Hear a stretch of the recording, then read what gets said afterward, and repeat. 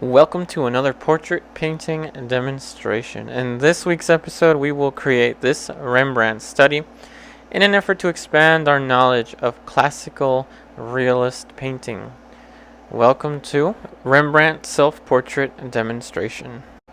And if at any point in this video you feel curious as to what materials I'm using, please see the description box of this video for a list of the materials used in this demonstration. And here's the original Rembrandt image from Google Arts and Culture. Please see Google Arts and Culture for a very high definition image of the Rembrandt painting we will be recreating today. And now we're going to be starting off with a little bit of raw umber, and that was a drop of spike lavender. And for our method of beginning this painting, we're going to be using direct painting, meaning we're going to be drawing directly onto the canvas. Now, speaking of the canvas, we're working on an 11 by 14 inch fine textured oil primed linen that has been toned to a neutral gray value using oil paint, and the tone was allowed to dry for several weeks before painting on. The start of a painting is very, very important, and right now I'm just trying to place the head centered on a horizontal but on a vertical a little bit higher towards the top, and that's pretty much all that I'm thinking of compositionally. I'm also thinking of the size of the head, as this Rembrandt study will be something that I will spend a lot of time on, so it's important to get the general placement correct first. Now, if you want to start off with something like a transfer drawing or a tracing method or something like that, that's perfectly fine. That's completely up to you. This is just the way that I like to start.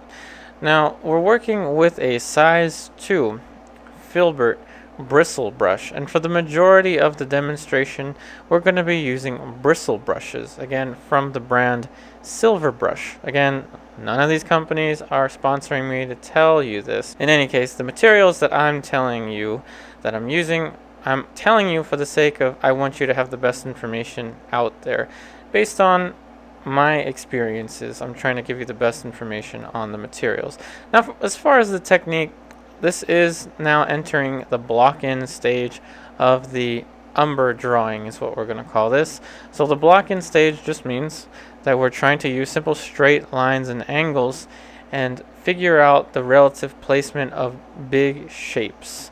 And that's all there is to it, and it's about relating these big shapes to one another, omitting the detail. So it's very important at this stage to forget about any kind of details and only focus on light and dark patterns. So that is just a piece of paper towel that I use to subtract and draw in the eyelids of the Rembrandt. Now, the placement of the eyes, again, is just suggested.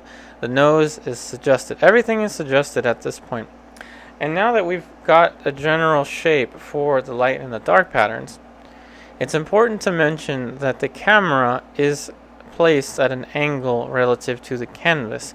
This is so that I can paint and keep myself about an arm's length away from the painting and have the painting facing me vertically, not any other angle but vertically. It needs to be 90 degrees at about an eye level, and this will help you eliminate any kind of distortion by having to look down if you're trying to paint by having your canvas resting on an angled surface.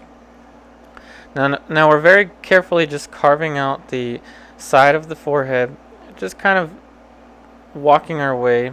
See, now we make one move and then we have to erase, retrace our steps, and then move forward from there. It's a very slow, meticulous, but fun process. And I'm treating the oil paint, this is the secret to how to draw like this with oil paint, in case you're wondering. Trick yourself into thinking that your drawing color is just like charcoal or just like any kind of drawing medium. And now we're switching gears to color. So we're mixing a little bit of lead tin yellow and flake white. Now we're going to add a little bit of yellow ochre back to the flake white. And these days I really like to mix with palette knife and create a set of pre-mixtures that I can use to move quickly. Now, pay very close attention to what colors I mix now. I'm using burnt sienna and transparent mummy for the second mixture. So what I'm doing is I'm changing the values as I go. And I don't just arbitrarily mix these colors per se, but rather I'm looking at different spots on the Rembrandt painting and trying to recreate those colors. And now we added a little bit of raw umber to help to darken the value a little bit more. Back to the lead white, which again is flake white. Even more raw umber. Now we're going to add a third value. So raw umber, yellow ochre, and a little bit of burnt sienna.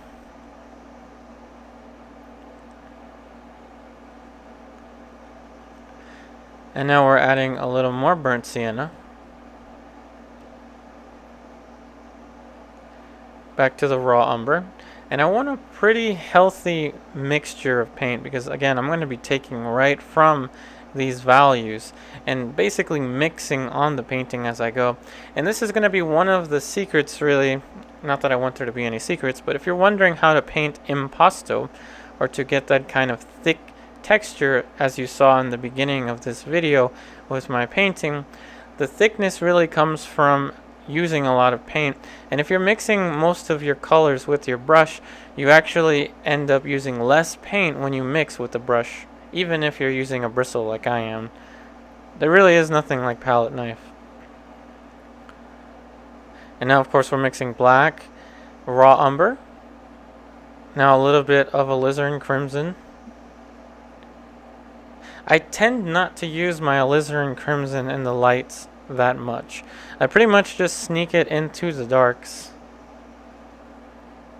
Now we're going to mix a cooler color that we're going to use to cool off some colors whenever we need to. Like I said, I'm going to be picking and choosing from each of these puddles and painting directly onto the canvas, mixing directly onto the canvas. So for example, if I want my third darkest skin tone to be cooler, I will just go right into that bluish tone and mix it in with the skin tone on the canvas. So now we're mixing just transparent mummy and flake white.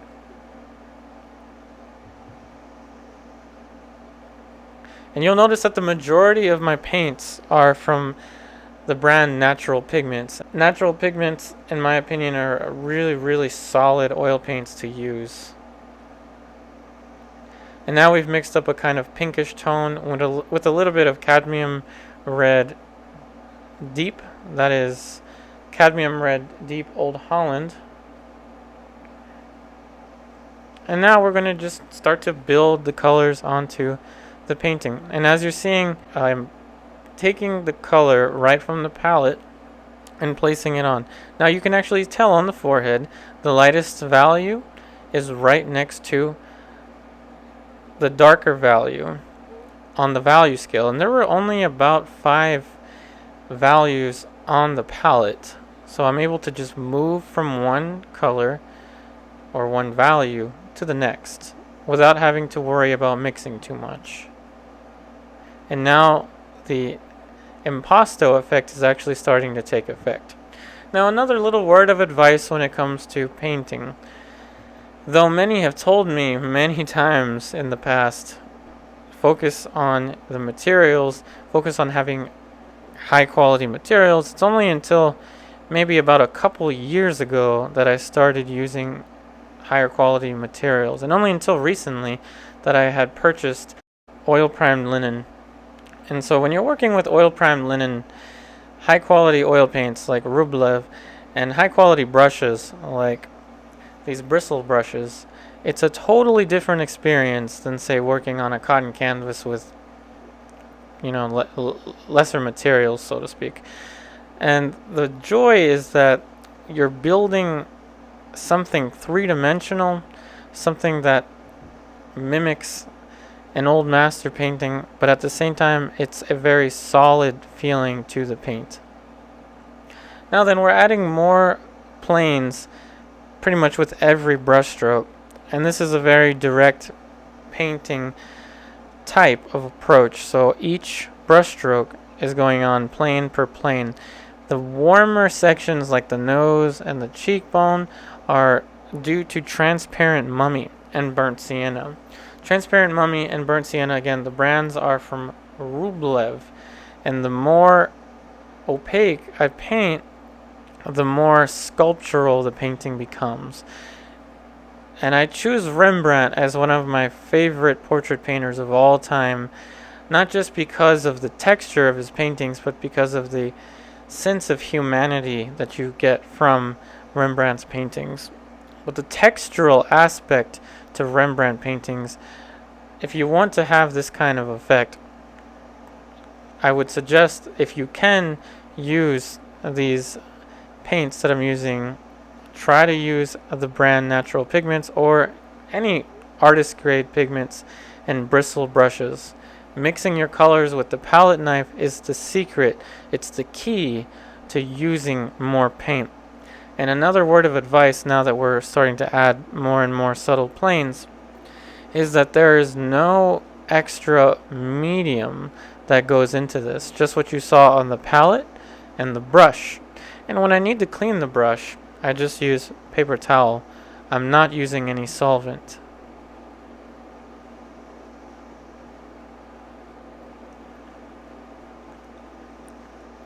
Now we're adding the lightmost facing plane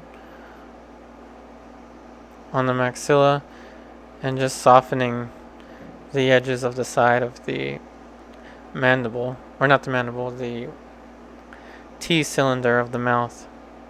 Think of the structure around the mouth as a cylinder, oftentimes referred to as a T cylinder or teeth cylinder.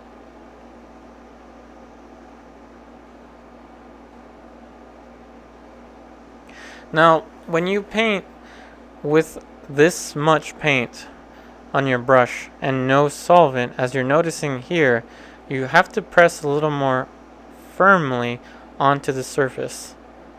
And that's normal. You see how I'm kind of scrubbing the paint into the side? And in fact, what you'll find is when you paint this way, when you start painting with no medium in the beginning, your paint film becomes more solid, because you are painting with the leanest paint that you possibly can. And remember, lean paint is just paint that has no medium. And fat over lean just means increasing the amount of medium that you paint with as you increase the number of layers on your painting.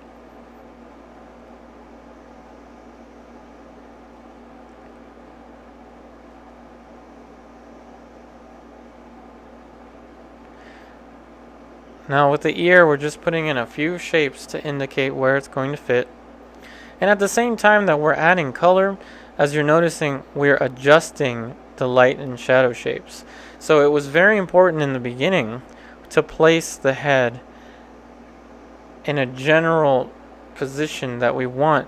But the most important thing was that we left room, just enough room, to continue to develop the drawing with color.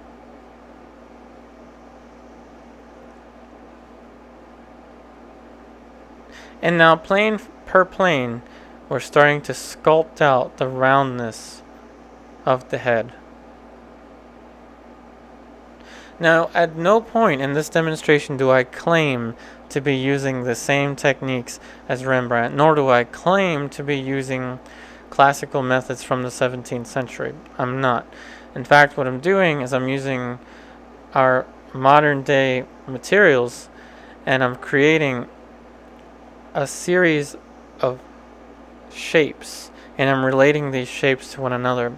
And if you think about it that way, if you think about it as just a series of shapes that you use to manipulate the color and the value into creating something that's three-dimensional, it's very simple to think about it that way. Don't let it deceive you. Don't be caught up in the awkwardness of creating a portrait painting. Think about it as just a series of shapes, just like you would a still life. or landscape.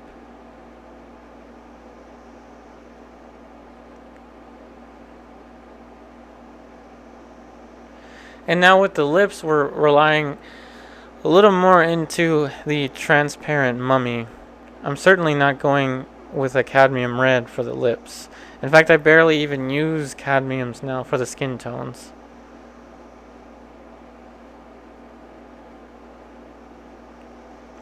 And now we're using that cooler color that we mixed along with the darker area of the skin tone for the mustache. The facial hair does take on a little bit of a cooler look. Cooler in temperature.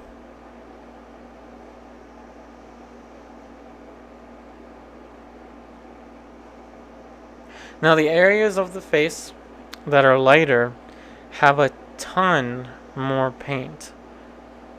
Quite a lot of paint goes into this.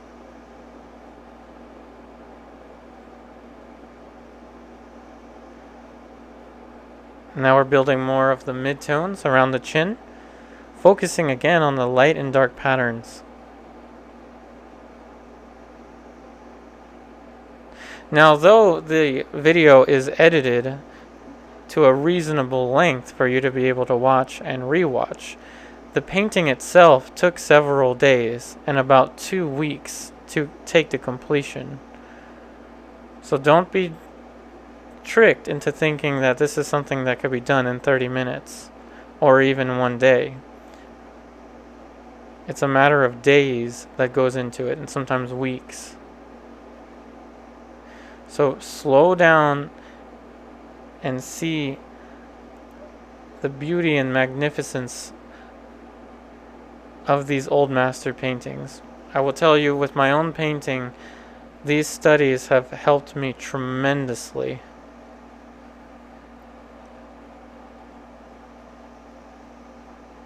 And even in some of the darker midtones, we're painting in thicker and thicker paint. Just about the only areas that are going to be painted thinly are the shadows.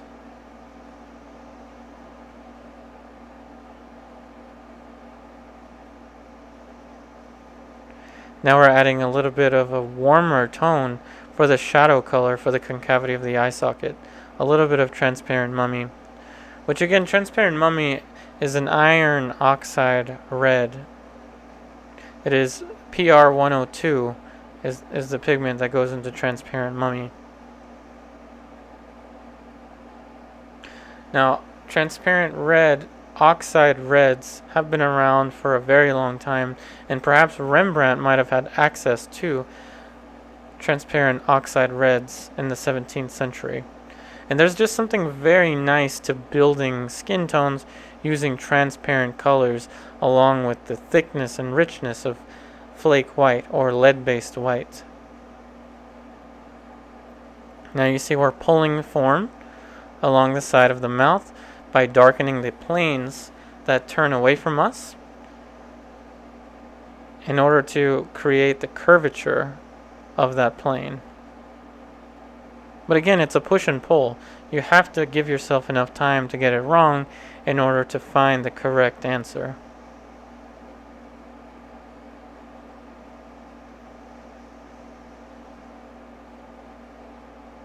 And now you can see the thickness and the richness of the paint film starting to emerge. Now a lot of paint has gone into the lightmost facing areas. But it's a very delicate process. You don't want to go too heavy in the thickness of your paint that it starts to distract. So you have to use just the right amount of thickness. And I highly, highly encourage you do this. Do as many studies of your favorite artist as possible. Imagine yourself, ask yourself this question: who in art history would you want to spend the most time studying with if you could study with any artist in history? I asked myself this question, and the answer, at least my answers change a lot, but recently the answer is of course Rembrandt.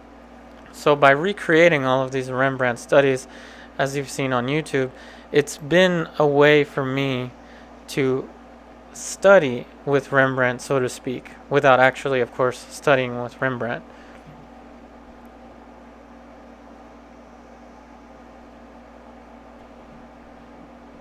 And now we've added more color into the shadow.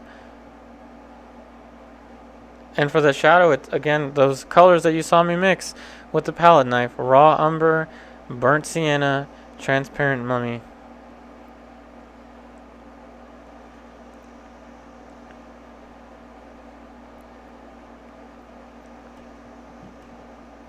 Now, yes, again, the camera is at an angle with respect to the painting, so don't judge the painting based on the camera angle, nor don't judge it as a copy or a replica of the Rembrandt, but instead watch and rewatch this video as a guide to creating these studies, as a guide to painting with a series of shapes, and not so much a guide to how to copy. As you see, each area is just a shape that has a definite value and a definite color.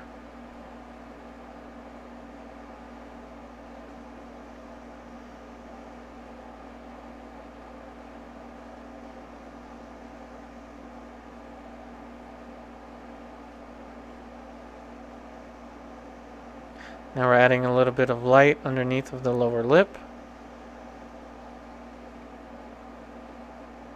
And now we're just blending away. Now when it comes to edges, be very cautious with your edge work, in particular around the conjunction between light and shadow.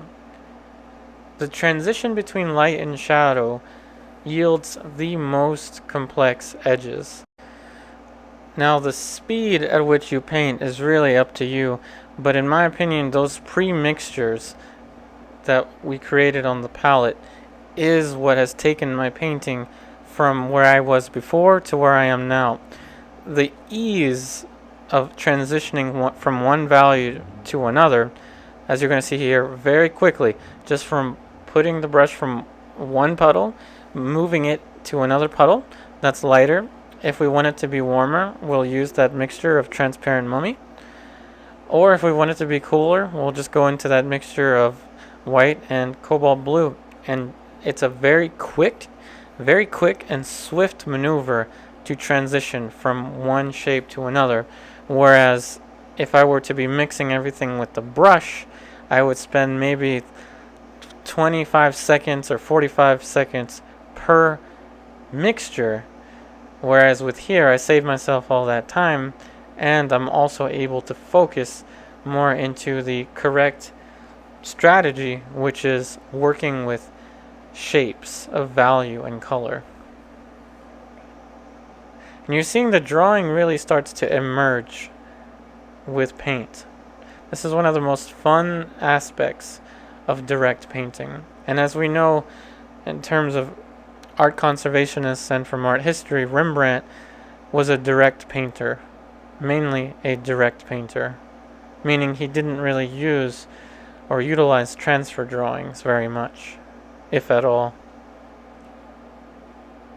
And the thickness and richness of flake white, accompanied with the transparency of colors like burnt sienna, transparent mummy, raw umber, all of those colors, of course yellow ochre is transparent as well, all of those colors really start to create a sense of almost the texture and color of human skin.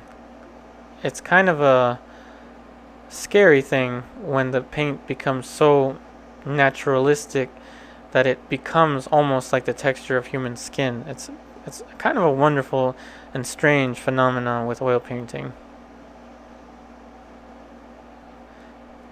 Now a few little details for the eyes. Again, the camera is at an angle.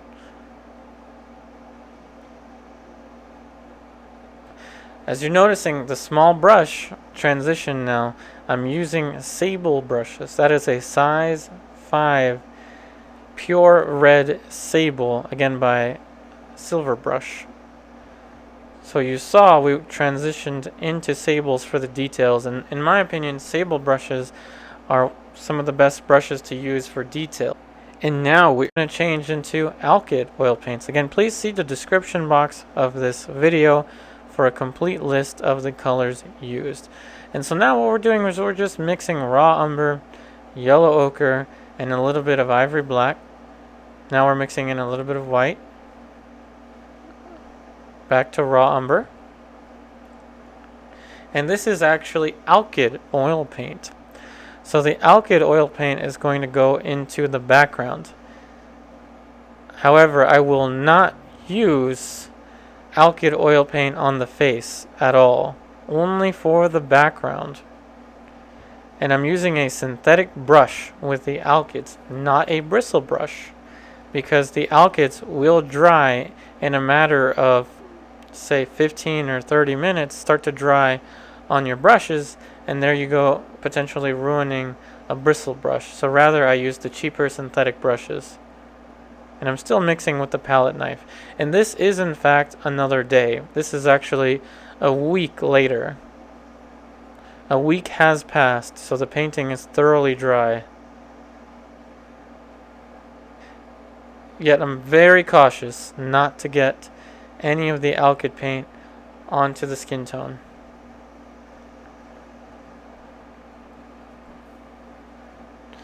Now we're mixing white with raw umber.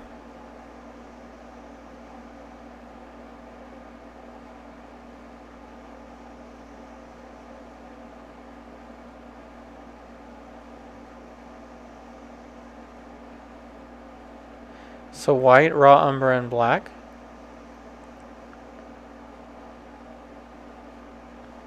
And a little word of advice for saving your oil paints. You can easily put your oil paints that are left on the palette at the end of the day into a little Tupperware container and place the Tupperware container in your freezer. And your paints will keep for a very long time. So a little more raw umber. So what we have is a warm gray that leans towards the brown.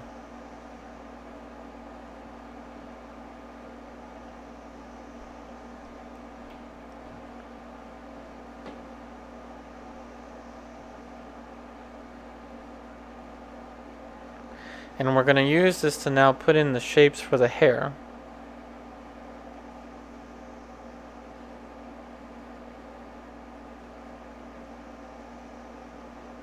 And again, with Alkyd, I'm very, very cautious not to get this on the skin tones. And it's only a matter of precaution. If I do get it into the skin tones by any chance, by any mistake, it'll only be maybe a couple brush strokes worth. Not anything to be concerned about. And just simple shapes of light and dark, once again, for the hair.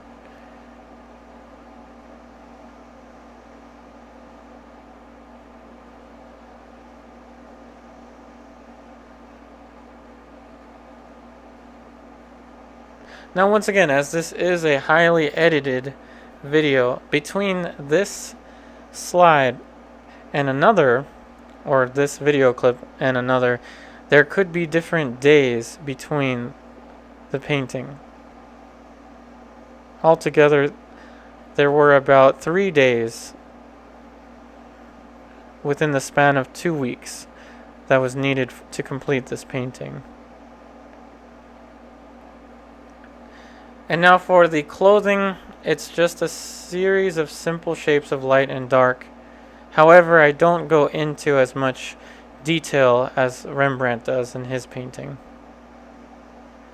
So now we're mixing Alizarin Crimson Permanent with raw umber.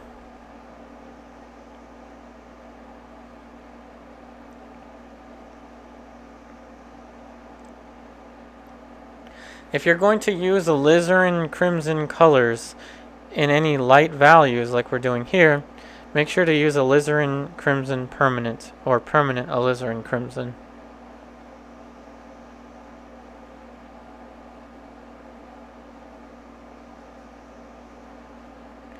And now we're using cadmium red with a little bit of the darker color left on the palette knife. We're trying to make a kind of brownish red. So think of cadmium red towards a little more of a brownish tone, and that's going to be to mimic vermilion, which is the red that Rembrandt would have used in his painting. So once again, remember, give yourself as much time as you need. Work with the best materials that you can afford. And with time, I promise you that your painting will improve. And I really hope that this video helps you out. And if you find that it does, please check out my online classes on Patreon, where we have over 50 plus lessons with new lessons added weekly, along with other benefits available such as live streaming lessons and painting along with me on our group Zoom painting session. So please check out patreon.com/upariartist for more information. And with that being said, there you have 2 weeks of oil painting condensed into a 30-minute demonstration. Hopefully this video once again helps you out. I wish you the very best in all of your artwork, and I'll see you on the next one.